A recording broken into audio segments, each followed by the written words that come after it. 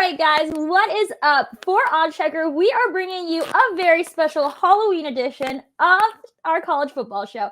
I am here with Alex. Alex, happy Halloween. What are you getting dressed up as this year? Melissa, happy Halloween to you as well. I'm thinking I'm going to dress up as the Pittsburgh Steelers and just scare everyone. Scary. People will look at me and think, wow, that's the most hideous, ugly thing I've ever seen. How can you possibly look like that? And that'll be my terrifying costume for 2022.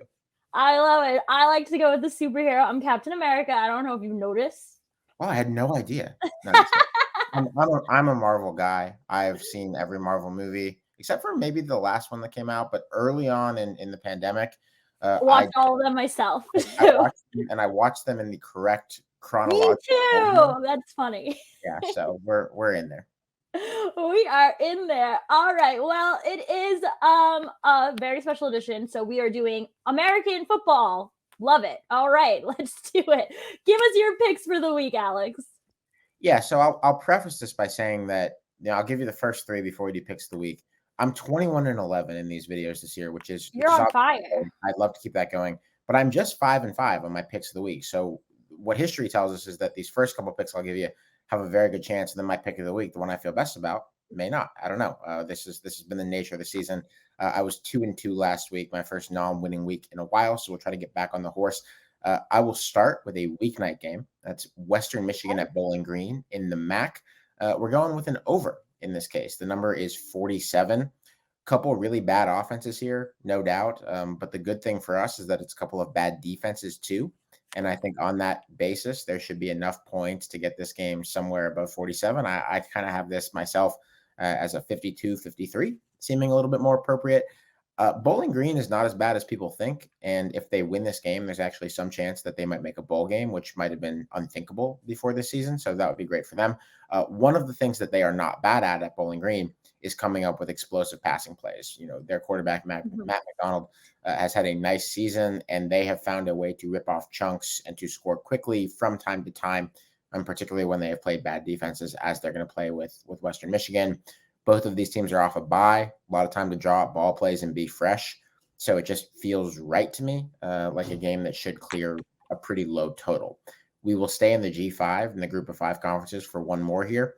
Appalachian State is visiting Coastal Carolina, and I am taking Coastal, the Chanticleers. Melissa, that's the Beach Chickens, as we're talking about last week. We learn a lot on this show. Yeah, we do learn a lot on this show. I'm taking Coastal +3 in this game. I am not a huge believer in App State at this point in the year. This team has had a roller coaster of a season, and I think might be a little bit overvalued in the popular consciousness and probably in betting markets too. They've had a fun, kind of dangerous season. They started the year, they played North Carolina at home in Boone. It was a points fest. I think the final score was 63-61. Came down to some 2-point conversions at the end of the game. They looked really dangerous. They beat Texas A&M on the road in College Station. They won on a thrilling Hail Mary against Troy. But you look at the way their season has gone, and they have played some really rough games. They had a huge come-from-ahead loss to James Madison, got crushed by a really lousy, mediocre, at least Texas State team, and just haven't seemed to play their best football since the first 2 weeks of the season when they played really well against some good Power 5 opponents. Coastal's offense, on the other hand, excellent with Grayson McCall. They're at home. I think they're a couple points better than App on a neutral field. So getting just a 3-point, getting 3 points at home to me feels like a couple points in the wrong direction. I would have this game as maybe closer to a toss-up if it were in Boone, but I really feel like at home for Coastal to be getting points is just really, really good value. All right. One more before pick of the week. North Carolina at UVA. Under 59.5.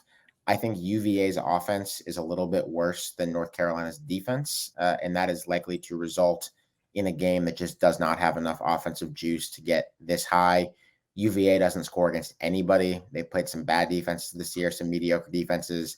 Old Dominion, Louisville, Duke, Georgia Tech, Miami, none of them good, and they've scored between 12 and 17 points in all of those games. If that keeps up, which I think it might, that's really putting a lot on North Carolina's offense, which is good, which is very good. And I like Drake May, the quarterback, but it's putting a lot on them to score a really big number against a pretty solid Virginia defense. So I like the under at 59.5. All right, so we've got 2 totals, 1 spread pick, and now it is time for your pick of the week pick, which is also a spread pick. You are looking at an SEC matchup, which is the Gators and Texas A&M. Yeah, I am. And look, it's been a brutal year for Texas A&M, but I'm going to take them -3, just laying a field goal in this game at home. Okay. I am not a big believer in A&M generally, but I liked some of what I saw they did offensively against Ole Miss last weekend. Connor Wegmans, the quarterback, finally got them over 24 points against an FBS team, something that hadn't happened in a year for Texas A&M. Florida is just rough right now in Billy Napier's first year. They really look very uninspired. They look kind of like a team that was left in disarray by their last coach, Dan Mullen, and that's taken some time to be put back together. I think they're going to have a long day on offense, but even more importantly, I just think this is a bad enough Florida defense that A&M can sort of build some momentum with a new quarterback and really string a few drives together.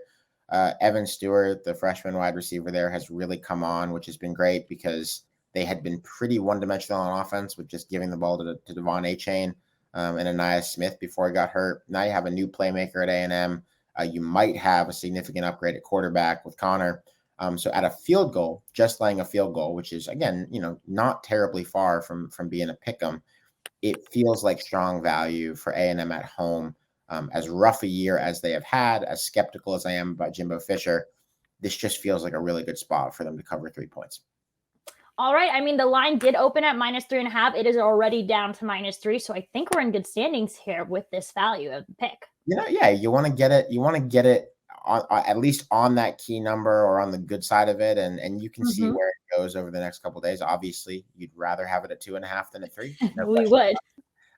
but I feel good about them at 3. I think that while you have to accept any time at a even 3 or at a 6 or a 7, like a push is very much in play. Of course it is. I feel good about A&M's ability to win this game. I think that it would be very surprising if Florida won by anything north of like a touchdown.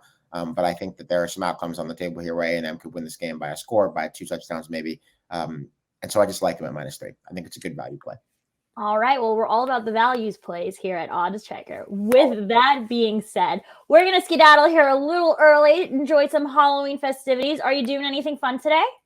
It's my significant other's birthday today. Ah. So I'm in this like I have to basically pretend it's not even Halloween. It's someone's birthday. So you can do a Halloween party though. You guys can get dressed up. We could. We aren't, but it's an interesting idea. I'm going to work on it. I'm going to work on it for next year. For next year. Well, happy birthday to Alex's significant other. And we will catch you guys next week, Monday, for another episode of College Football. Happy betting and happy Halloween.